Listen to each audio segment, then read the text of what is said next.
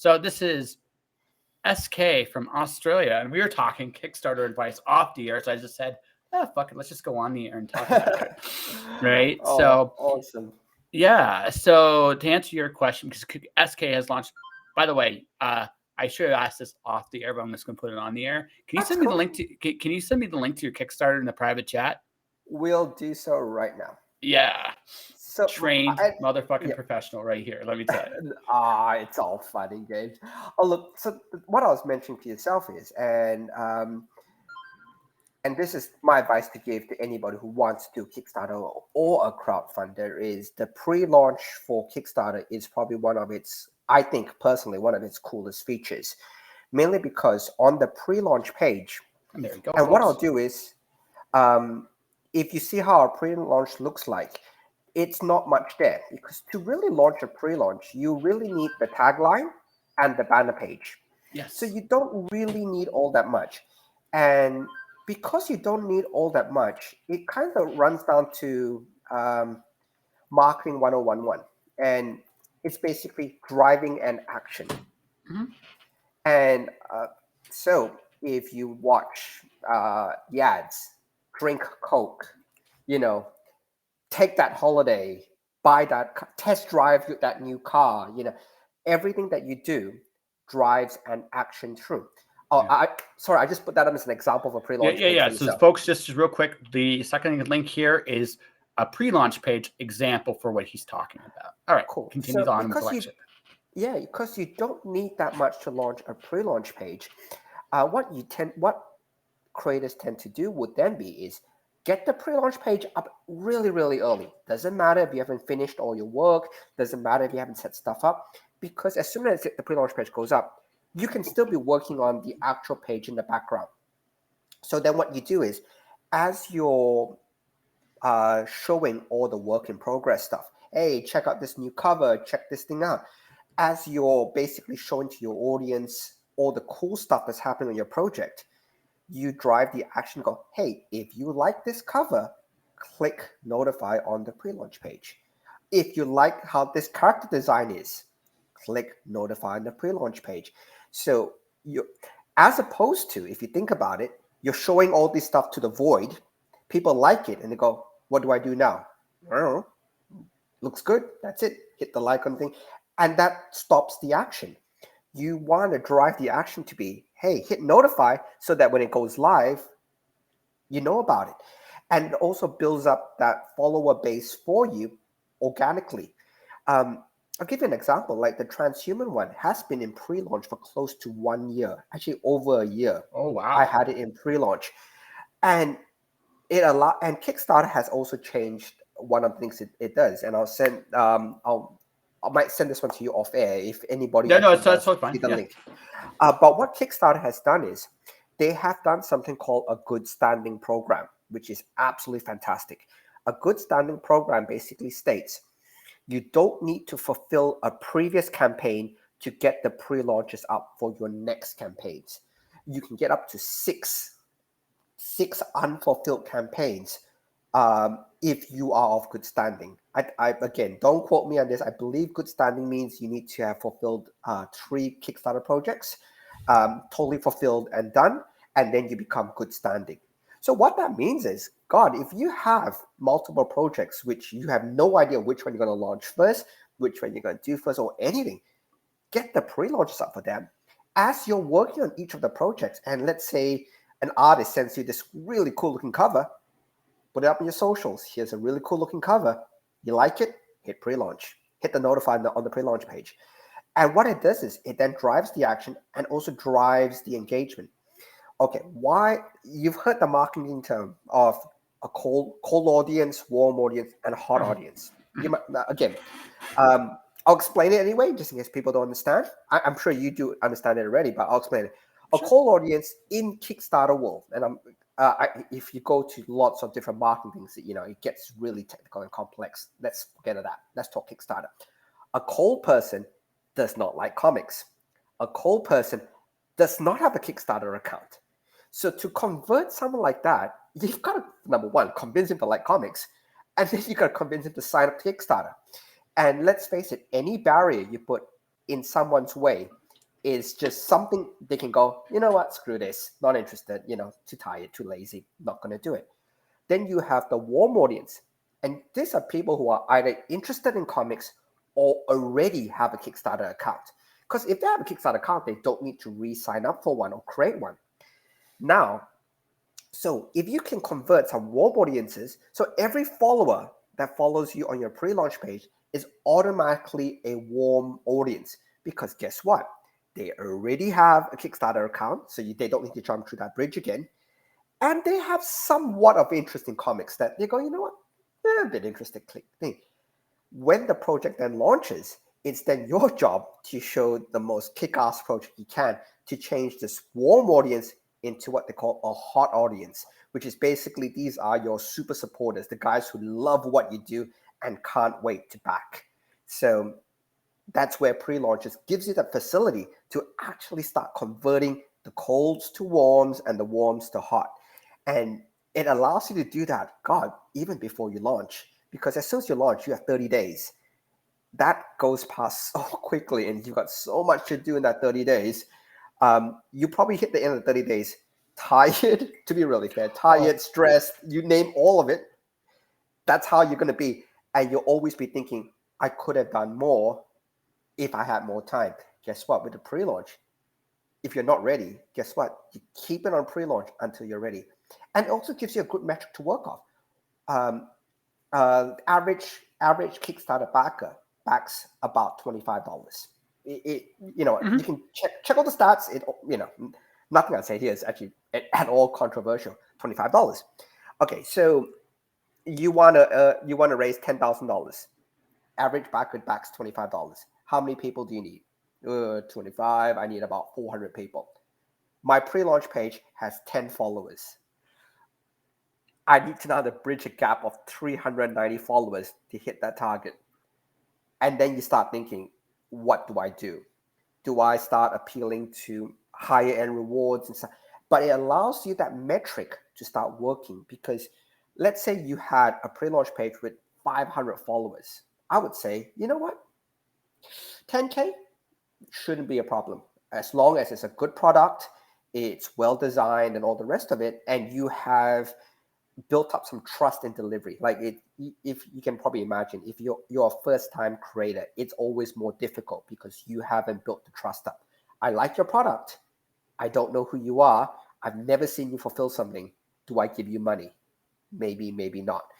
But if you've got the trust, if you built all that stuff up, if you have 500 followers, then you can start to say, hey, what target can I start doing and what is feasible? It gives you the metrics to start doing that. And data and metrics are, you probably can imagine, that you need it. Like it's unfortunately as much. It's a business. I'm sorry. It's creative, but it's to make money. It's okay. So I'm going to add one thing to what you're saying, just one, because I essentially agree with you just about everything you've said, right? Right. The only thing I would add to anybody listening to this or watching this is, if you're going to launch a Kickstarter, right? Treat your launch, quote unquote, your launch date like a book release date, like a book release date, regardless of whether it's a comic, a book, whatever the case may be, right? Treat that opening day, because the biggest money you can make, the 2 points where Kickstarters generally make the most money are the very beginning, and the very end.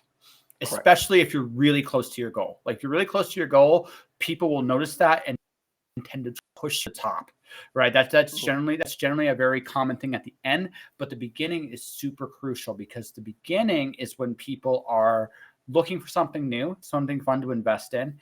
And also, I mean, this is, you have your biggest impact in the very beginning. So going away, he's saying about pre-launch pages, right? Not only should you be directing people to the pre-launch page, the other thing you should be doing is, if you are ready to go, you advertise that date that you are ready to go 100%. 100%. Right? And more stats. The first 48 hours of most campaigns, again, these are just generic stats that have been accumulated over time. Mm-hmm. By the way, all Kickstarter stats are public knowledge.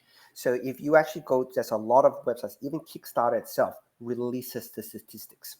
Not And the thing is, you can even go to individual projects to start checking those stuff up yourself. They're all available data. So what they found when you amortize and average across all that, in the first 48 hours, most campaigns will raise about 40% of the final number to be raised. So if in the first 48 hours you raise $40, by the end of the campaign, again, doesn't matter how long the campaign is, if you raise $40 in the first 48 hours, by the end of the campaign, you should hit $100. Yep. It's, again, individual results may vary. Please see a doctor if pain persists, usual disclaimer. But it's been borne out from thousands and thousands of projects that they basically data mine for stats and information. So, and what you find when you actually do it, it's actually not that far off. You say, and picking the date, like you said, is very, very important. But what I would caution on that one is, because if you pick a date, my best advice to you, do not move that date because everybody is psyched up and happy for it or whatever. So you pick a date that it's going to be locked in. But the whole point would be is don't lock in a date until you feel comfortable. Now, if you are on 10 followers, hypothetically, you're on 10 followers, I would say, all total honesty, you need to get that follower count up a lot higher before you declare a date. So what my advice would be, think about the target you want to reach. Think about what the average person backs. Do your math and go, okay, for me to launch, to hit the target I want, I need about 100 backers.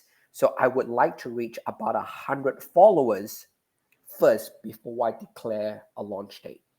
And doing that will at least give you the comfort of going, I've got 100 followers. Not all of them will back, but I'm hoping to get more people in who, from other sources once it's live, because there are some people who just will not click the notify, but may back you.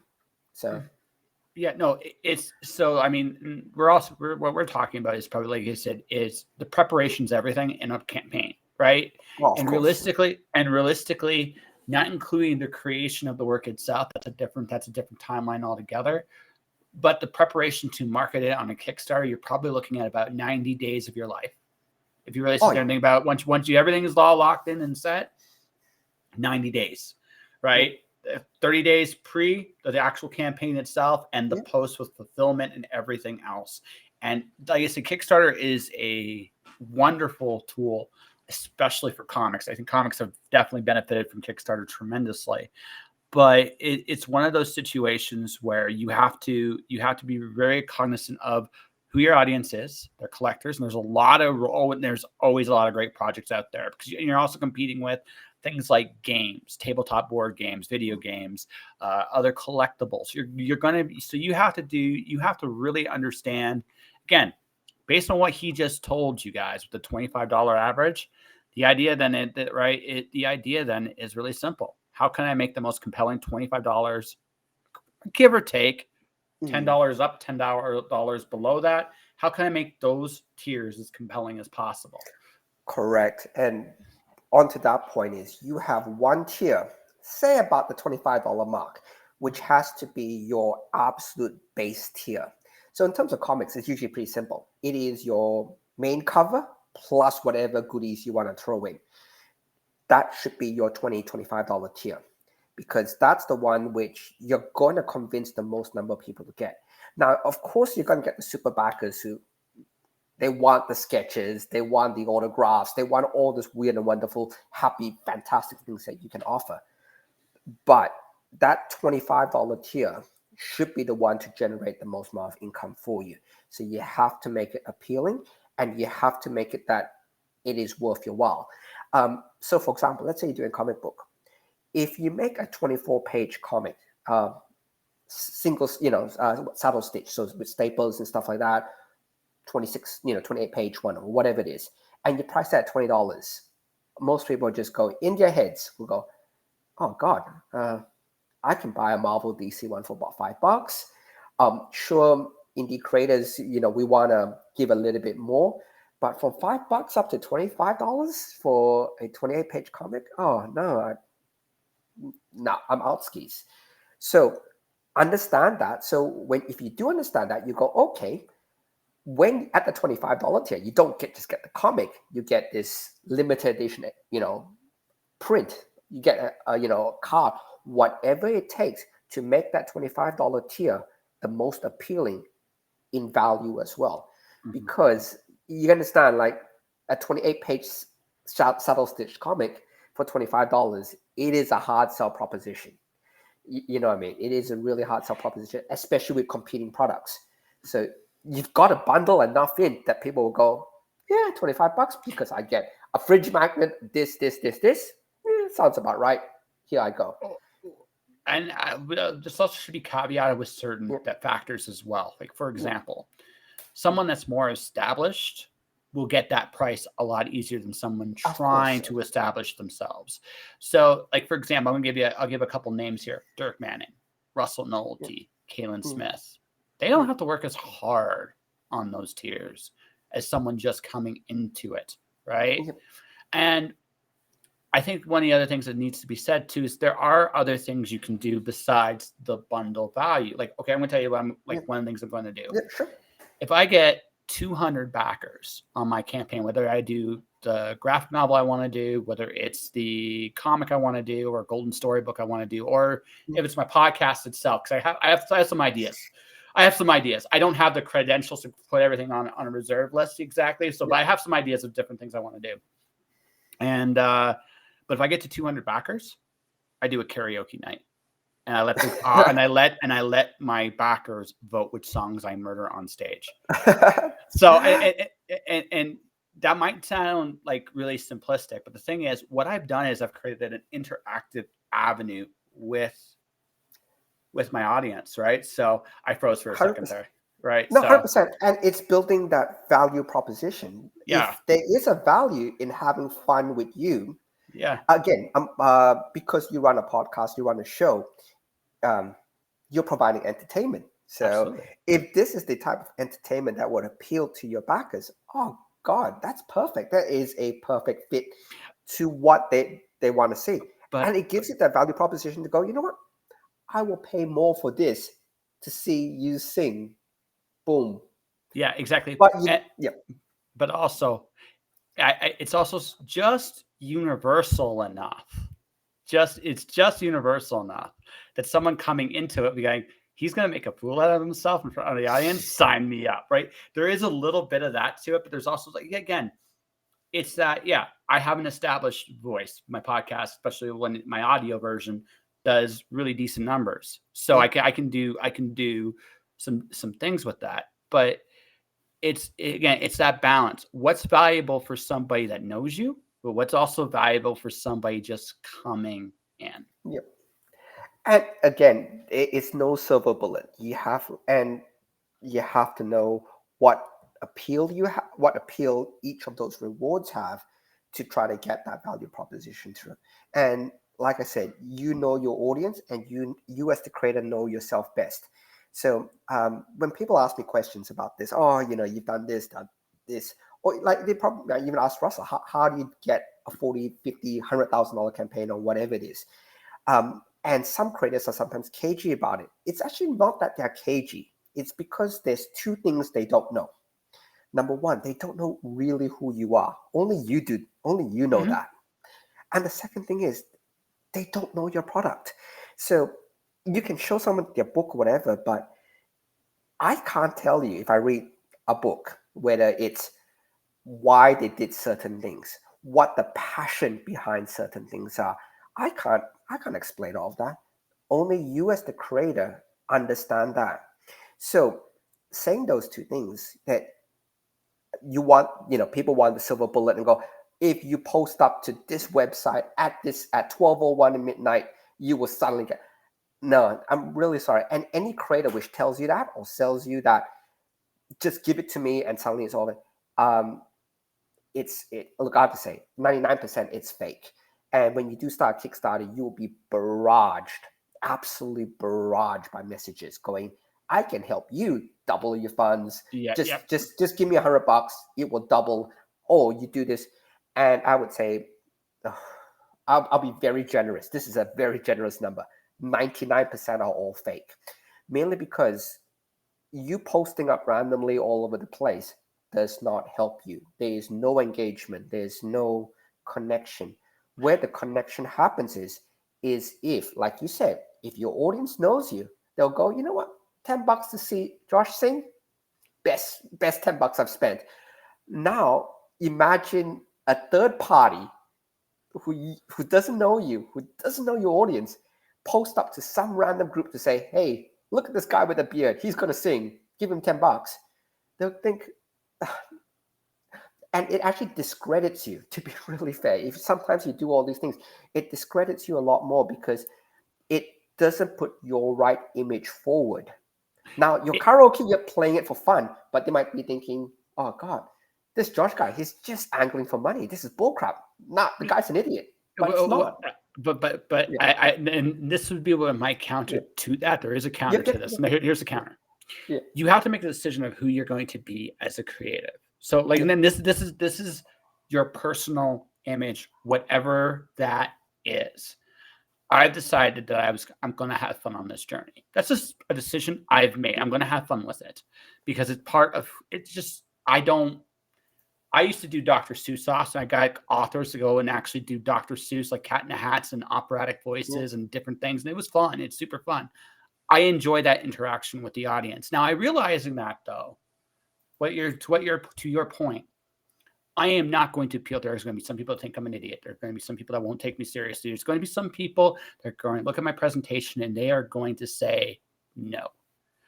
But what I would argue with any of creative, is you have to make those. I think making those clear, defined decisions of who you are and who you're not are absolutely vital because you're especially when you start, you're a niche. Let's be very clear. 100%, you're a niche.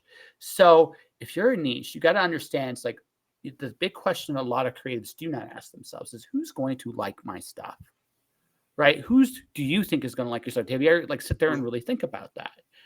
And part of that is, okay, what do I write? The other part of it is how do I present myself? Because going forward in every project that comes forward with me, right? Everything I've said and done and presented and all that stuff, good, bad, or indifferent, is me. Of course. Yeah. Right. And so you gotta, I would go so far to say, this is what I would tell every creative. You have to understand what you're signing up for. Like, okay, for me to do a karaoke thing, maybe the next Kickstarter campaign, I'm not going to try to top myself because there are limits to how much you can trade your dignity for stuff. I mean, talk to other streamers. Like, honestly, talk to other streamers. Yeah, I know. It can be brutal, but at the same time, having fun with the audience once in a while is always a good thing. And again, this is my decision, folks. I wouldn't do this. I would not do this if I wasn't comfortable doing it. And that's ultimately what has to. You have to find a piece of yourself that you're comfortable sharing with the audience and understanding when you're doing this that there's going to be people in the audience that's not going to like you no matter what you do, right? And that's something. And I bring this up like this because it's something. How you have to think not just about the book now, but you also got to think about your project 2, 3, 4 books from now as well. Yep. And look, and you said exactly everything hits on the head. Number one, I don't know. Seriously speaking, people don't know who you are. So you only got 2 things: yourself and your project. So if you've only got those 2 things, nobody can market either of them or make decisions as well as you can because they don't know who you are in and out, and they don't know your project in and out. So you are your best seller. So that's why I would caution, especially once you start your Kickstarter and you get this barrage of 100 different messages going, sign up with me, I'll double your money. Sign up with me, I'll do this and this and this. I just caution against those mainly because they can't do what you can do. And what you can do, unfortunately, to get yourself from a niche to meet more people, the only thing is it's hard work, it's time. And anybody who says anything otherwise, that's the usual joke. I'm an overnight success that took 10 years to reach this point. Mainly because a lot of people will see that flip, that, oh my God, we launched this and suddenly he's making $100,000. I'll give if I can bring his name up, Brian Pulido on Lady Death. Yeah, absolutely. Bring Brian Pulido up. 100%. So let's say you didn't know Brian Pulido beforehand. And by the way, I'm a 90s comic bad girl guy as well. Don't get me wrong. I know Brian Pulido. Yes. I even know Lady Death first appeared in Evil Ernie. So the Evil Ernie issue is actually worth more than Lady Death #1. If anybody's collecting comics, just look out for the first Evil Ernie comic, not Lady Death for your collectible. Quick aside. But let's say you didn't know Brian Pulido. You look at his Kickstarter, boom, six digits, and all power to him. The guy is a good guy and he deserves everything that comes to him. But you think, oh God, this guy's a huge success, but I've never seen him before. Or, all power to him. What you don't realize is this guy has been cultivating his fan base since the 90s. He's probably failed more times than you have seen. He's probably been rejected more times than he will ever tell you. And you don't see any of that. All you see him is launch one Kickstarter after next Kickstarter at 6 digits. How much work he's taken to reach that point, to be able to employ a team, to do all that, to have people trust him, to fulfill, to do all that. You don't see. And you just think, oh God, overnight success. He must have a silver bullet. And I would almost guarantee you, it's not a silver bullet. It is 20 years of hard work. And I would dispute anybody else who tells you otherwise. And don't get me wrong, he's done the hard work and he deserves it. But for people who just say, oh, he just came on Kickstarter. And he had something that people like, boom, 6 digits. No. The guy has put in the time and the effort. So, all power to him. And that's where I think a lot of the marketing stuff people don't really get is it's not just instantly, it's over time. And that's something you can't rush. You cannot rush time and engagement. So okay, so I do an advertising service. I actually do one. I never promise anyone I'm going to double your money. That's not what I promised. This is what I promise. I have a platform. You can go on my platforms. I make content for you that's evergreen, which means you can use it forever, right? The idea being is you're building something you can give to people, that you can get your presence out there without always going everywhere, because there's only so many places you can go, right? So that's what I promise. That's what I promise. And the reason why I go just like that is this, for a lot of reasons you said. It doesn't happen overnight, right? What you're trying to do whenever you the thing you understand, any kind of advertising, marketing, any kind. It's okay. If you look at the mega successful companies today, like Coke, Pepsi, McDonald's, all of this stuff, they never stop advertising. They never stop. And in fact, in bad times, they actually advertise more, not less, because they realize this is the kind of time, this is where they're doing what they can to, it's harder to get money. So they're going to try to do everything they can to get what they can to at least come close. That's what these companies do. And they've been doing this for decades. A good chunk of any creative's business, whether they want to acknowledge this or not, is marketing. More right. I would say anywhere from 10 to 30% of your day is marketing of some form or another, right? Even if you don't have a project right now, because people know you're out there, and the squeaky wheel often gets the grease. And that ties all the way back into the beginning. Get that damn pre-launch page up and start driving slowly, one by one. People hit. But saying that though, and look, I know that I said 99%, and for that one exact reason, there is that 1%. But if you want to go with a marketing company, and like I said, I've got nothing against them. Understand what you want out of them, and like you said, you provide a service. I know some people cannot copy edit to save their lives. They absolutely cannot. They cannot put something up that is engaging. Like, you got to remember, when you scroll through Facebook, Twitter, whatever, you've got their attention for a microsecond as their feed. What image do you want? And again, I want to keep this positive as much as sure. possible. No. Hey. Yeah. But if you scroll through Kickstarter as it is right now, and this is what I invite people who are thinking of launching, scroll through Kickstarter as it is right now. Don't read the text. because Kickstarters, the big appeal is every project has a banner, that banner image. So go to comics, hit, search by end date or whatever criteria you want, and scroll through. The number of bad banner images will shock you. The number of images people put up to go, wait, and then you read afterwards, it's like, that's got nothing to do with it. I'll give you an example. Again, I won't name the project because I want to keep it positive, but there was somebody who did a whole fantasy project. And by the way, I clicked through it. It actually looked really good inside. It was a really good looking fantasy project. The image was just somebody's face. It didn't say anything about whether this guy was a knight, an archer, all the fantasy tropes and elements. It was just basically a cut of his face. And you're going, how does that sell your fantasy comic? So if you do want to partner, say, with a good marketing company, they will give you all this advice to say, hey, look, you want to sell fantasy, have the banner image scream fantasy to you. Have the banner image scream horror or whatever genre. And tropes are not inherently bad because tropes actually let you short circuit a lot. Now, instead of re-explaining sci-fi to somebody, a sci-fi trope is enough that you can go, I put somebody with a spaceship or whatever, boom, it's sci-fi. Oh, I like sci-fi. I might click on that project to take a look. Now, what that does with tropes is it lets people short circuit a lot of information. And you can remember, like I said, people are scrolling down these images and stuff like that. You've got them for a microsecond.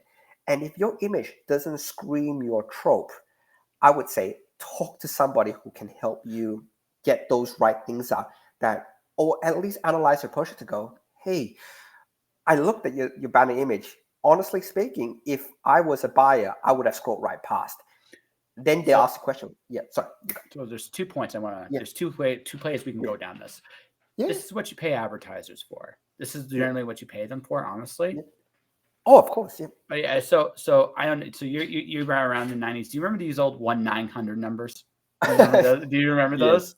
Yeah, right. I do. So essentially, what you're doing is you're paying a girl to fake it. Right. I'm not saying a marketer fakes it exactly, but what a marketer brings to the table, if they're doing their job correctly, is enthusiasm. Essentially, they have to be as passionate about the project as you are. And that's why you pay so much money for these people, because that's the biggest thing. They have to be as enthusiastic about it as you are. Second thing, to your second point, what this comes down to, like, there's nothing wrong with formula. Formulas exist for a reason. Oh, I love formulas and tropes. It short circuits the understanding and the explanations by huge. Like you've got seconds. You got literally seconds before they scroll down. But I have to go one step further. Yeah. What marketing really is storytelling. You're trying to call people's attention to your product and engage them enough that they want to find out more. That is it. That is the entire goal of marketing. So when you're using a trope or a formula, what you're giving them is familiarity. But I would go so far as to say that what is better than a trope, if you can do this, if you're good enough to do this, and a lot of people are, like a lot of illustrators in particular, I know are great at this, craft an image that's a story in of itself. Because if you do that, people will be drawn in and they're going to want to know more. This is what covers are supposed to do in comics, but they're supposed to. Sometimes they're just like, they can be collector's editions, or like, for example, I'm reviewing this soon. This is Rob Matari Snowpaw. Fun cover. Oh, I know Rob. Rob's a cool dude, right? Rob's a good guy. Yeah, Rob's a really cool dude. So the thing is, now I'm a fan of the person who drew that cover. That's Kaylin Smith. I mentioned her earlier, right? If I don't mention her, she'll take my lunch money. That's farther. No, I'm just kidding. But I say it like this because that's the thing. Everything you're doing, if you're listening to us, when we're talking advertising your project, right? You do not want to listen to an advertiser that goes to you, hey, I'm going to double your money. I'm going to double your exposure. Because that really isn't what, even if they could do that, let's just give them the benefit of the doubt and say they could do that. That doesn't matter if you don't have a compelling enough content to engage people. That's what you're paying an advertiser for, is in theory, is they're going to create content that engages people to either invest in yourself or the project. right? Depending upon what they're going for. That is what you're supposed to be paying them for. And if you're not getting either of those things, right, then shrug, and that's it. It's not the right fit for you. Yeah, exactly. And it's like finding the right artist, the right colorist, the right letterer, and all the rest of it. If you were going to engage a marketing team, it has to be the right fit. It has to be someone who goes, you know what, this is fantastic. I love this. Let's take this to the Yeah, moon. That's the person you want. You don't want somebody to just go, I will double your money. Nah. Exactly. So that's what I'm saying. That's why I caveat with the 99%, because there is that 1% of people who actually understand exactly what you're doing. And I'm really actually glad to hear you say all this stuff, because it's perfectly aligned to what a good marketing partner can bring to the table. yeah, Proper engagement, looking at how you're pushing your image, your project, your brand out, and go, hey, hypothetically, you're doing a sci-fi story, your cover image has nothing sci-fi on it. Get a yeah, different cover image, stuff like that. It's the right marketing partner can really drive you in the absolute yep, perfect direction. The wrong one will go, oh, just whatever you have, give it to me, and I'll yeah, sort it out in the back end, and suddenly you double your money. No, you want somebody who will go, and you want somebody who will give you advice as well, to go, you know what, hard to read that. That doesn't make sense. Your log line, oh God, I have no idea what that means. You need to rewrite that. yeah, Stuff like that. Like if a Mario approaches you and just goes, just send me your artifacts and I'll take care of the rest, I would be very wary. If a marketer approaches you and says, I can help you get better by you know what? So I have That's a different. funny Yeah, marketing story for you. I'm not going to name names either, because this is really good. of course. They were approaching me to get guests for my podcast. As you know, I don't really have an issue getting guests for my podcast, Yeah. right? I don't, but I'm always open to hearing new stuff. So I have a Restream logo here because I'm a cheap bastard. That's just the right. Hey, But that's absolutely fine. yeah, no, Nothing it's wrong with no, saving it's some bucks. totally fine. But here's the reason why it's important is this marketing company wanted me to replace that logo with theirs for their guest. And I was like, wait, that's a sponsorship deal, because I actually do have an audience, Yeah. right? So, and he looked at me and he's like, well, we'll trade. It's like, I don't need that. There, I don't need that deal. That's not a good deal for me. And so I said, I'll tell you what, I'll look you up and we'll come up with a plan. So I came up with this very professional. Again, I didn't insult him. I told him what it would cost to put that logo up on there, because it would cost money, Yeah. right? And set it up. So here's the thing: I've had J.M. DeMatteis, Riley Rossmo, I've had Yeah. Terry Moore, I've had you, I've had Rob Maturi, Caitlin Smith, Dirk Manning. I've had some pretty big comic book names on this show. Their excuse to me was I wasn't a comic book podcast. You don't have to No, be. I thought it was the Yeah. most hilarious excuse in the world, because again, again,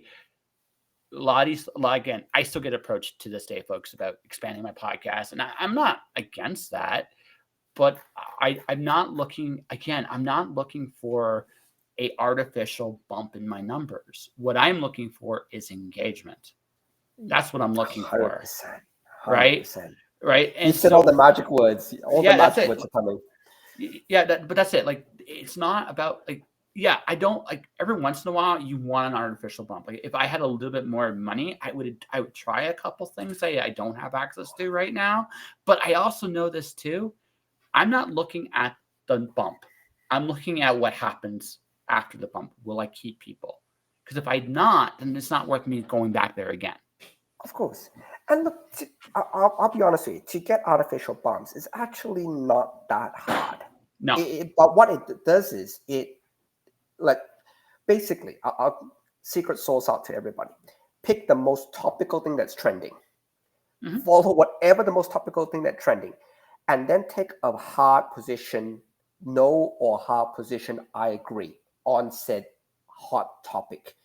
You post, and then you follow either the no, or let's say a new TV show comes out. You either say, I love it so much, the most fantastic thing. You take the I love position, or you take the opposite position, which goes, this is trash, blah, blah, blah, blah, blah.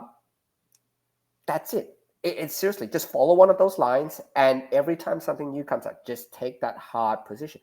The problem with that is it then either forces you into a, oh God, this guy only ever shills for particular TV show, or this guy is always a hater. And what that does is it does give you the bumps of people going, oh, he hates it, I also hate it. I want to listen. Or he likes it, I also like it, want to listen. But what it doesn't do is it doesn't give you nuance. Now, if you review a book, and this is just my usual take, if I review a book, there are always going to be good and bad of said book. Now, if you want the bump, you can't give a nuance. Hey, look, this book or this TV show had its good points, had its bad points, blah, blah, blah, and give that nuance. If you want the bump, you either trash it or you love it. And I think that's a very bad play if you want. And then you build your channel up that way. It feels really artificial. Either you're always overtly negative or you become overtly positive. I think what's really missing is a lot of, you know what, nuance. Tell it like it is. Say that things are not inherently all good or all bad, and give your honest opinion on that. So what you're talking about is polarity, right? Correct. So, Polarizing audience. Polarizing an audiences, right? Howard, okay, so no politics. Donald Trump and Howard Stern are two of the best examples of how to do that. Oh, Yeah. No, they know the game. They know the games. Yep. Yeah. Howard Stern's biggest audience was actually. So this is what I will tell folks. If you guys want numbers, like real, genuine numbers, and you really that's all you care about, right? This is going to sound terrible, but it's true. Exploit the people that hate you. Statistically speaking, when Howard Stern was at his, no, I'm serious. Absolutely. I'm shaking because I agree. That's why I say you either get the haters or you get the people who. But it's the hate. But it's ironically, it's the haters that drive your business better than the people that love you will still support you, but the people that hate you, man, they are like a license to advertise. Right. I actually pointed out there's someone on Facebook who's always was making fun of Trump. And I pointed out, like, this is his genius. And she looked at me and said, what do you mean? It's like, you have advertised him. Like regardless of 100, like you have given him rental space in your head and you've advertised him. Now, no, there's like, I'm not even talking his politics because I don't really care. Right. You're talking about marketing, how he's marketing himself. He is one of the biggest, like this is his genius. This is the one thing you got to give the devil his due. He understood that. So here's the problem with that way. Okay, you can do it authentically if you really do stand for those things, but that means at some point you have to buy into some things you're probably not going to agree with very much. This is what happens with I've interviewed politicians. Yep.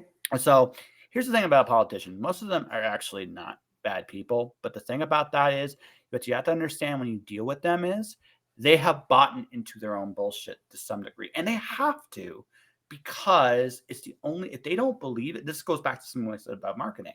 If you don't believe in it, you're not going to sell it well. So you have to buy into it at least a little bit. And that's the thing about them is when you go down this polarizing route, right, is sooner or later you're going to have to buy, whether you believe it or not, you're going to have to buy in at some point. And because otherwise you will lose that audience. It won't be authentic anymore. It's very difficult to do that and stay authentic. Yep. And but if you want the bump, that's how you do it. Yeah, no, I 100% agree with you. Like, but what I always say with most things is, especially like if you're doing, and I know this is becoming like marketing 101. Well, I'm cool with it. I'm cool with it. I'm absolutely fine. But look, 100% agree with you. And there's no but even coming. It's I agree with you, full stop. To add on to what you've just said it's me personally, I don't like the polarization. I think what happens is you drive wedges, and I prefer merit, and this is actually a bit more difficult, merit-based marketing, where people actually want something because it is good and it fits what I need or it interests me. And that merit-based, product-based thing takes time to build. Um, See, the usual example is Coke isn't selling you a drink. Coke is selling you a lifestyle. Look at all the Coke ads. Yeah, with friends, it's the night out or whatever. It is fun. You drink Coke, you're gonna have fun and you're gonna have all the friends with you. They're not selling you a drink. Like, No. who cares? They're not. Coke doesn't even say to you, "I'm the best." Like, see, that's the difference to say Pepsi and Coke. And again, I'm going to be controversial here because I know there's a lot of Pepsi lovers, Pepsi haters, Coke lovers. Don't hate me, please. But Pepsi does something which in terms of marketing standpoint, I disagree with. Pepsi is always the Pepsi challenge. My drink is better than Coke. Pick me, pick me. I'm better than Coke. You know that whole strategy that they played for. And Pepsi also played the whole celebrity angle. Beyonce drinks Pepsi. She likes it. You must like it too. So there's that whole tangent that Pepsi went down as a whole marketing strategy. And again, I'm talking back about 10 years ago. They went down that whole Pepsi challenge and get as many celebrities as we can. Britney Spears advertised it as well. Oh, I'll close this point out. I'll chuck it back to you. Coke didn't even bother. Coke was like, you know what? How do we do our ads? People at the beach, people at clubs, people having fun. And they didn't even bother. They realized by talking about Pepsi, they're giving Pepsi rent-free space. So now you're talking about, so Pepsi, that's why I disagree. I said that guy marketing probably gets paid a lot more than me and you, but I disagree with his strategy because guess what? I'm looking at Pepsi ad. I'm thinking, oh God, I don't have enough Coke in my fridge. I just saw the Pepsi ad. I'm going to go buy some cans of Coke. And it's the most, and in my head, I'm thinking, that's the dumbest advertising strategy you can think of. You're calling out your own competitor, and people aren't going to remember the ad. They're going to go walking down the aisle going, oh, Pepsi ad. Oh, well, I'll go buy some Coke here. Boom. Anyway, sorry. No. Actually, here's an interesting thing. For my high school project, I actually studied both Coke and Pepsi and the Coke and Pepsi wars. There you go. So here's the thing. Here's the difference between the two companies. Okay, Coke is primarily it does have a lot lot of other products, like more than people realize. Oh, Right. The conglomerate is crazy big. No, yeah. But if you look at how Coke markets their stuff, it's always with the foundation of their soft drink. If you look at Pepsi, the big difference between the both of them, Pepsi is not really a soft drink company. Oh, Pepsi, neither really are them. Yeah. No. But again, were you talking presentation? I'm talking strictly presentation. Strictly presentation, not reality. Strictly presentation. Coke very much advertises, even though it's a very lifestyleish style, their drink. That is their bread and butter, and they don't veer away from it one little bit. Pepsi is a food company. Now they both are, let's be honest, but they're right. But they're food company. They're a food company, and what they're doing. So their whole approach with Coke is two things. We're going to try to be hipper than Coke is. Coke doesn't care because Coke's like we're Coke and we're number one, and they are as a soft drink, right? Right. Coke is the number one brand soft drink in the world. It's not even close. But where Pepsi tends to win their battles with Coke is their whole food line, because that whole food line tends to be very much we're the underdog. That's the whole idea they try to create for themselves. So it's an interesting. I get their approach. There's pros and cons to mentioning the other guy. I think in Coke's case, they shouldn't. I completely think Coke never should mention Pepsi under any circumstances. But Pepsi is competing against Coke, and especially in the soft drink realm of things, they are number two. It's not like significant. There's a significant drop off between who drinks Coke and who drinks Pepsi. So it's one of those things where when you look at what they're doing, again, I think the strategies fit the companies, but I think the companies' goals are different. And I think that's the big thing you need to understand with them. I tend to lean more on your end of things in the sense that I think Pepsi would benefit a lot more saying less about Coke, especially in the soft drink category. But again, they've cultivated this underdog personality. You have to at some point point out that the man exists somewhere in your stuff. So it's kind of like a 50-50 on me. I get why they do it. I do agree with you though, in the sense they do it a little too much. They don't sell their own merits enough, especially with their soft drink. Now with their other stuff, they do a wonderful job. But Coke decided to copy who, in my opinion, had the best advertisers on the planet, beer companies, especially microbreweries. They're amazing. Oh, definitely. Look, and it's actually really, and again, I like, whenever I do all these podcasts, I like tying stuff back in. That actually ties back into what you said a lot earlier, which makes perfect sense. Mm-hmm. I don't know Pepsi. Yeah. And look, I mean, I don't know the internal machinations. I don't know what drives the CEO. For example, the CEO may have a target on food sales, not drink sales. Yeah. And if that's the case, he's going to go down this road. And me and you, being outside observers, are going to go, the guy's an idiot. You know, what the hell is he doing? But internally, everybody's going, yo, dude, genius play. Yeah. Because we don't know them ins and outs.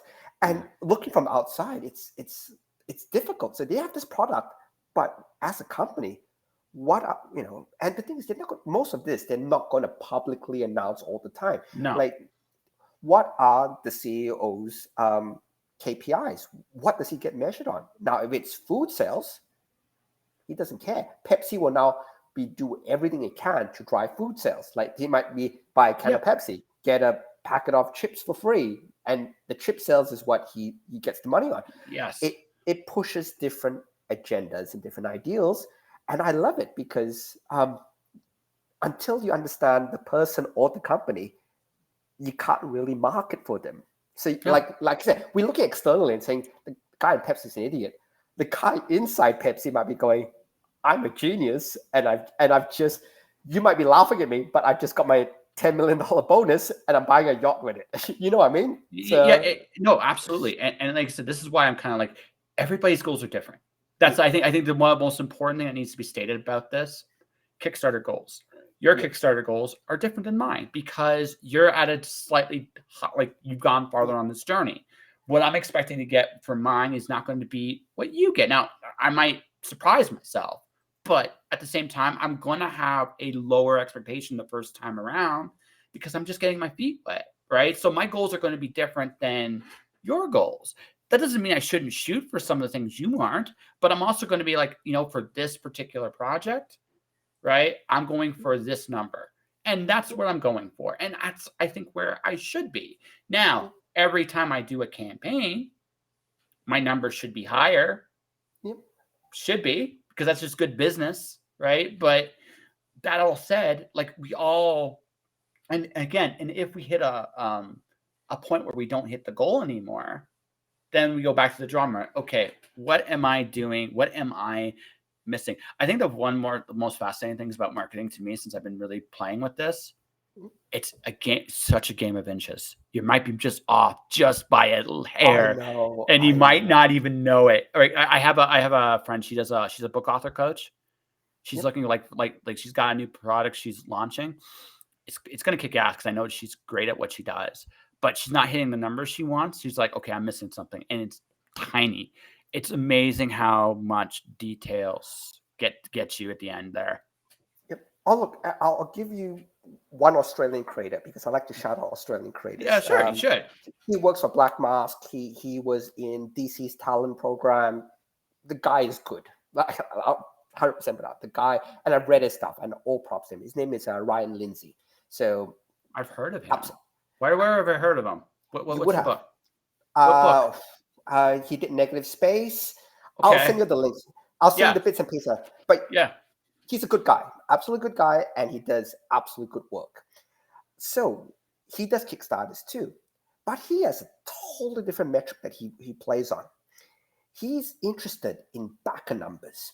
He wants people to read his work. He's not interested in the top tier $1,000 rewards, get drawn in and all the stuff that doesn't play that space. What he does is he offers digital copies for very, very low price, like $2-3. Get the full digital copy or whatever. Mm-hmm. And his most popular tiers are you know how I told you the average tier is 25? His average tier is way down low. But he gets the 500-600 people backing him because he wants to get these people invested in him. And by the way, he writes the most amazing newsletters. He does. Oh, that's awesome.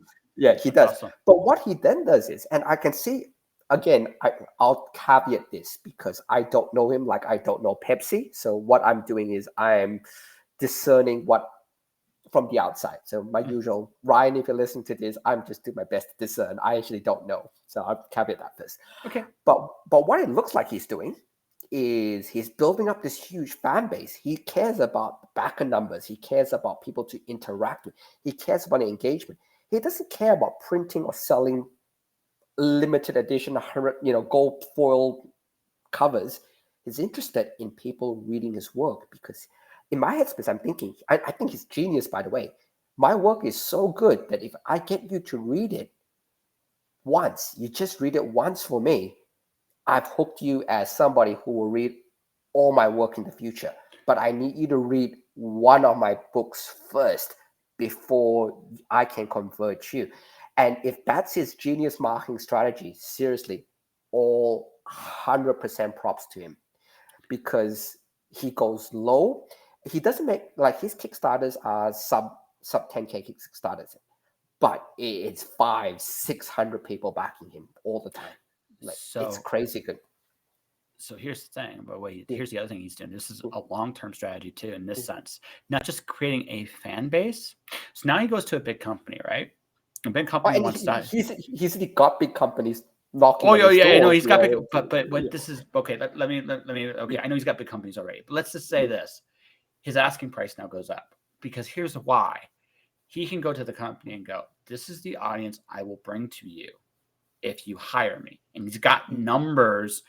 Legitimate numbers to show for it. Now, if he's at 500-600 people on Kickstarter, that is more than some diamond orders right now. Let's just say he gets to 2,000 by himself. And he can. Yeah, absolutely. So let's say he gets to 2,000. We're going to say that's his goal, his magic number in his head. And by the way, Ryan, if you're listening to this, I don't know what your goals are. This is as okay. We're speculating. This is at best a guess. But it gives him the luxury as he's created a fan base now that will invest in real projects, not even on Kickstarter anymore, but on his own platforms, which is huge. Number one. Number two, if he is working for another company, he can look at them and go, "Hey, listen, this is my backing. This is what I got. What can you offer me to compensate me working for you?" It gives him my audience. Yeah, exactly. What's that? What's my audience or my engagement worth to you? Yes, exactly. And there's a dollar value to that. Absolutely. I mean, 100% dollar value. And if the company doesn't respect it, he can just walk away. It's like, I don't need you. And that is the absolute ideal spot you want to like. I've been freelancing for about almost 3 years. And the reason I've chosen it's been taking me a while to build myself up. But I'm choosing this path because the more I can do on my own, the less I'm going to need anybody else. And the less I need anybody else, the more leverage I'm going to have when it comes to my price. And this sounds like a really, really it's not just about the money for me. It's about also doing what I want to do. Of course. Right. And that's what this is what this game's all about, folks. It's not about your retirement, although, hey, I hope you do well there. It's not about the house. It's about, at the end of the day, what do you want to do? And how can you best use your skills and resources to get those things you want? The game, and that doesn't matter where you are in the world. That is the real game we play. Oh, agreed. And I'll put the usual caveat. If you want to create comics and get into this space, please put money as your secondary. Especially we're talking about marketing and building audiences. I haven't really talked about building money. Most of the time, I've been talking about building engagement.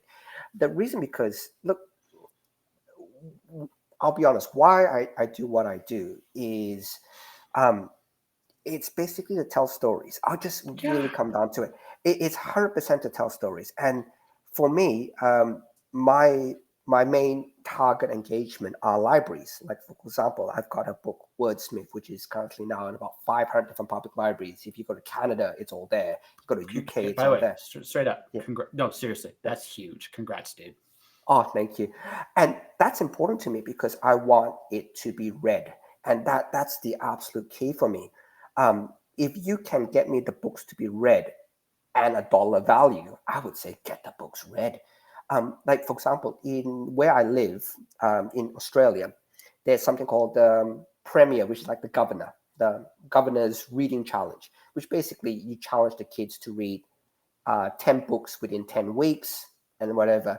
And they have a list of books they can choose to read. And then, for example, you can't read any book, you have to choose from a list to your age group. So if you're middle school or whatever in US terms, you have a middle school list of things you have to read. I think you probably have something very similar to this. Yeah, absolutely, we do. We have a few different programs depending on the province, but yeah, correct. Again, it's different for our different states. Our different states have different programs as well. But in the state I live in, one of my books is on that reading list.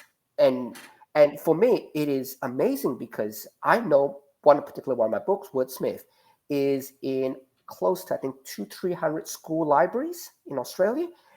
And just to think the fact is that kids are reading it. And to be fair, some of them are being forced to read it so they can tick it off. I've read 10 books. I'm going to pick a book. I'll take this one, tick. Let's face it. I know kids. I've got a kid as well. I know what she does. She wants to tick it off the list.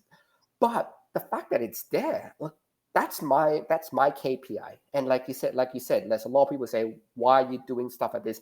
Is it to hit the 6 digits? Is it today? No, I'll be honest with you, none of it. It's really to get stuff read. And my happiest memories are seriously, I'll tell you one story, which actually is my happiest memory. Like I said, I've been to a lot of libraries, and my books are a lot of libraries. And as such, I get invited to do a lot of library workshops. You go in, you either there's a couple of them. Some of them are actually hands-on workshops where you get kids to do certain things. And you also give different readings. Sometimes you get a book out, a whole bunch of kids are there, and you read your book out to them. I think you've seen it, some different readings and stuff. I remember after one reading I did, and there was thinking about 40-something people there. One of the dads came up to me, and he actually went up, he shook my hand, some pleasantries. And he actually said to me, by the way, I hate you.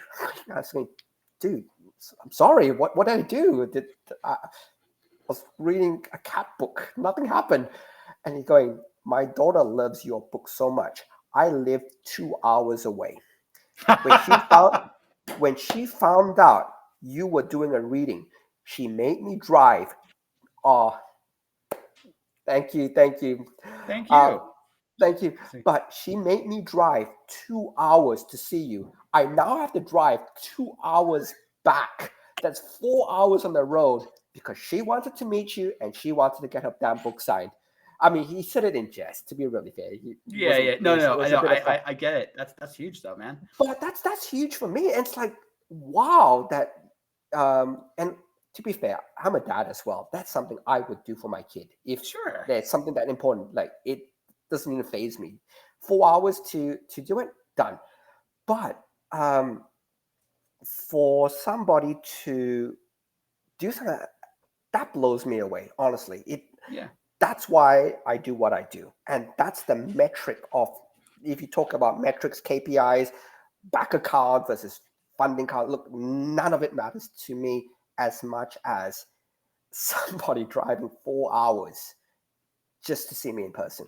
And wow. And the thing is, that's important. And also knowing they read my book and they liked it. So what happened was, after that is, I don't usually do this as well, but I did pass some personal details to the dad. And I said to the dad, look, you got to be careful with some of these things, but I said to keep it above board. I will write letters to you. And if you so choose, you can, because what she wanted to do, and she asked her dad's permission. I want to write to him, tell him about the day. And I'm going, sure, but you're 12, which means I want to go through your dad, and it's absolutely fine. So the dad sends me her letters. I reply back and send letters back to the dad, and the dad sends it to her. And something like that, it's like, wow, I'll be honest with you. Stuff like that is why people write books, why we want kids to read our books Sure. and stuff like that. You can't. There's nothing else that even comes close to something like that. Like, and I have to admit that dad was probably the most supportive in terms of book readers, because he then tells the librarian, "You need to get more of his books in here," and So you know what I mean? so let's okay. I'm going to briefly touch on the money, and then we're going to move to Yeah, the yeah, secret. Here's the thing: what you're also talking about, that's ultimately where you're going to make your money, because you make enough of an impact on enough people. Yeah, I was just about to get to that, Ninja Electric. We're going to talk about that real quick here, right? The thing is, what okay, from a money standpoint, really quickly, this is also how authors in the long term build. Because if you make this much of an impact on people's lives, people will support you. They just will, right? And it opens doors in ways you never anticipate. But going to the honor and integrity is everything here, because I want to talk about this too. We're all in this to reach out to people. We all believe at the end of the day, like this is about, right? Yeah, I'll wrap that up real quick here. But before I wrap this point up, here at the end of the day, we're trying to reach people, and we're trying to tell people essentially that anything is possible. That's that like we write not because we have something we believe to say, but we also believe that other people have things we're saying and are worth doing. That's why I do this podcast. Like if you're being very very blunt, I've done 900 of these, like over 900 plus. Like you're 919, just to give you an idea where you are in the number. woohoo! Yeah, so I've done a lot of these, and one of the things I love about it is I give people a chance to tell their story and reach out to the world. I think that is an amazing, honestly incredible thing, and it sounds like you've done this for a very, very long time yourself. So kudos to you, man. I mean, it sounds like you're changing the world one person at a time. And that's the engagement I want. I'll be really honest with you. That's the type of engagement I want, where um, get people interested enough in your work, and it's why you do it. It's a bit narcissistic, I have to admit, but man, to have someone comes to me and say, "I love your story," oh man, it blows me away every single I time. I listen. I'm not saying I won't go so far as to say narcissistic. I would say it takes a little ego, sure, but I also think we all come into this life and we all have our own unique experiences. And by sharing them however we choose to share them, we inspire others to do the same. That's a wonderful thing, right? That is at the end of the day, like we're looking for those connections, no matter who we are. So that, my friend, I don't think is narcissistic at all. So that's just me. That's just me. Yeah. Maybe I think, and I'm just going to say this. I don't. This is our first actually real full conversation. Yep. You got something worth saying. You really do, and it sounds like the world agrees with that, because look at what you've done. And honestly, I can't wait to see how much farther you'll go. Oh, Unfortunately, thank you so much. And un- look, and look, I really appreciate you having me on board. And look, I really like to hear the whole marketing discussion. I know we've gotten very technical in terms of discussion about driving the actions, what a warm audience and stuff like that. But it's I always end up saying thank you to everybody who's ever supported me. Thank you for everything, because seriously, I wake up most mornings still shocked that my book is physically out there somewhere. Or I'll be a bit cheeky. I do check up the libraries every once in a while, and when you check the catalog and it goes on loan, I go yes. It's it's when so it's not on loan, I'll go, oh come on, somebody borrow it, and then suddenly the next day you check it's on loan, you go yes.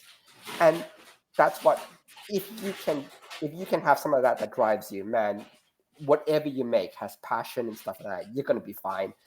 And look, number one, and lastly, thank you so much for having me on. I really really appreciate it, and even to tell like weird wonderful stories, it's awesome. Thank you so much. Oh no! Hey, listen, dude. Like this is. Next time you come on, I'm hoping to get you on before I go on the Yeah, road, because I actually am planning on taking the show on the road. That's one of the things yeah. I'm debating about Kickstartering, actually, how to do that. But since we are nearly out of time, we probably should talk about your current work before you go. So you mentioned the Kickstarter link. So for those people watching, here is the Kickstarter link right now. Woo. Right. So tell people about your work. Oh, look. So this is actually one of the series that actually I found really interesting Real quick. in terms. I'm a big fan of Sean too. Ninja Leptic. I'm a big fan of Sean as well. Sean's awesome. I help him run a group. So Sean, Sean and me talk quite a bit, and he's absolutely a good guy. So transhuman is actually based on the philosophy of transhumanism runs through the thing about how much of the human body can be replaced. So it's a technology-based thing, which basically says if I keep replacing body parts, like a new eye, a new arm, a new ears, or whatever, at what point do you stop becoming human? And it also plays the other philosophy is that you've heard the whole concept that what happens if you give humanity something beyond what they can sense? For example, what if you have an eye that instead of seeing the 3 cone colors, you see 4 cone colors or 5? I'll explain that one. So most people can see red, green, and blue. You have 3 cones in the back of your eyes to see that. Other animals have 5 cones, 6 cones, 7 cones. So what happens if you build an eye that can actually give a higher level of perception? How does that affect the humanity? Do you what exactly do you become, and how far has technology changed you? Now, it's a good example would be, say, if you watch the series Altered Carbon, where they go, you know what, I'm going to build you a whole different body every single time, but your humanity is on this little disc. And so what transhuman is basically saying is exactly, if you keep replacing parts of people, at what point do they stop becoming human, or is humanity self not inbuilt outside of the body? Look, it is a bit sciencey, but the one thing I do hope when people do read it is a bit sciencey, and I do approach it from both angles, from a slightly religious angle and from a scientific angle as well. But I do make it the point that I don't try to take sides. Like every good argument, talking about nuances, I present 2 separate cases, and I wrap some action and adventure up in that as well. So that's a bit of fun. But if you do like what they call a little bit of hard sci-fi, where they do talk about how technology impacts you, please do check it out. Like, it's a good story. There is a bit of action, but in the heart of it, it is how people can change based on technology. All right. So if I were to sum this up, what you're talking about is the idea of consciousness ultimately, and how it fits the bottle that is the human body as we know it. Does that dictate who we are? Or does the vessel we ride in that, or is it something more? And that is one of the big questions going into this century for sure. So, and ladies and gentlemen, Transhuman Volume 1, 2 is available now. You should definitely go check that out as we speak. And beyond all that, folks, and we did talk about this a little bit, I do offer advertising services. They are right there for you to check out. This has been a very marketing-centric conversation. If you are just coming into this conversation, I would suggest as we wrap up, go back to like the first 30 minutes. It's some of the best marketing advice you will probably get anywhere from us and myself both. So definitely check that out, and definitely check out S's other books. Definitely do that. And that will do it, folks, for this episode of Just Joshing. I got an old guest, Jane Taylor's coming back tomorrow. It's going to be wonderful. She leaves me speechless. It's definitely worth checking out. But for everybody watching, everybody listening, thank you for watching. Thank you for listening. Stay inspired. Keep shining in the dark. And I'll see you guys next time. I'm hitting the button.